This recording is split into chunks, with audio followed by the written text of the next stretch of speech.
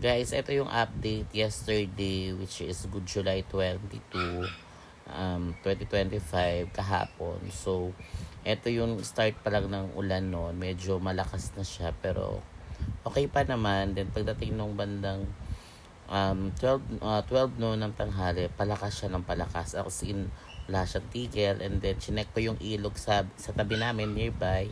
Medyo malaki na, mataas na yung ilog at maalo na.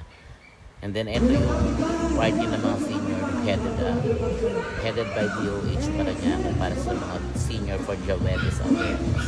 And busy mother dance, more free exercise for diabetic person.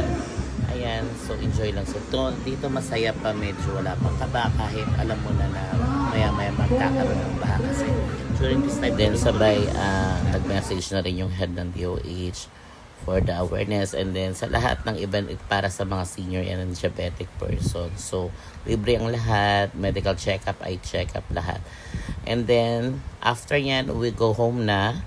Doon pa lang sa kalsada namin, makikita nyo na yan, medyo malaki na. Nasa tuhod na yan, bandang tuhod na yung tubig dyan. So, pauwi na kami yan sa bahay.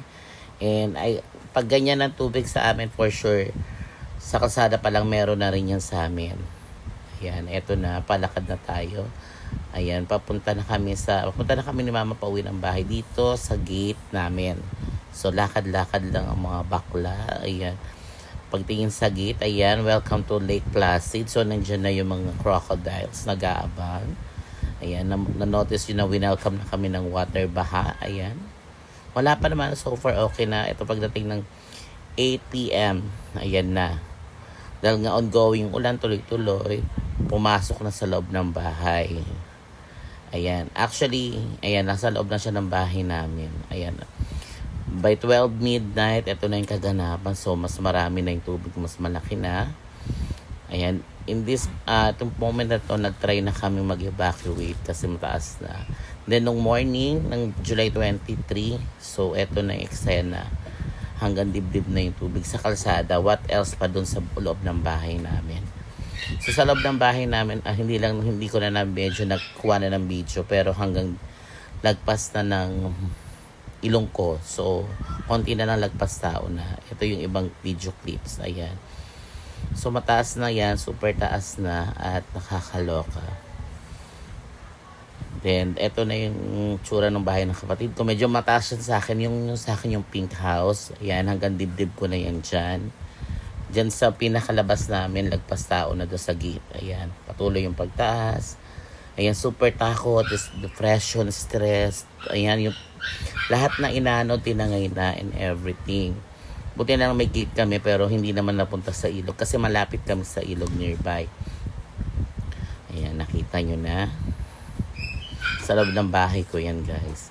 Super akit na kami ng gamit sa second floor. Ayan yung kaganapan nung morning again. Ayan.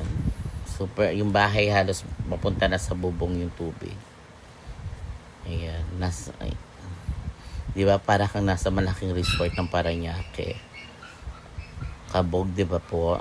So, sino hindi matatakot at mai-stress dyan sa ganyang eksena? Nagpa-rescue na kami dyan. Nandito kami sa third floor ng bahay ng pinsan ko. Ayan, as you see, inumaga na kami mga walang tulog. Ayan, naglaro na lang kami. Kumain ng almusal lang yung baby Ayla ko, ang aking mother na 69 years old.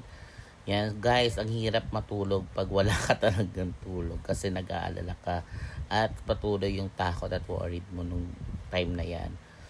So, nung morning, again, nag-decide ako na pakalmahin sila, making jokes with my family muna. Siyempre, of course, kailangan kalmado rin ako during that time.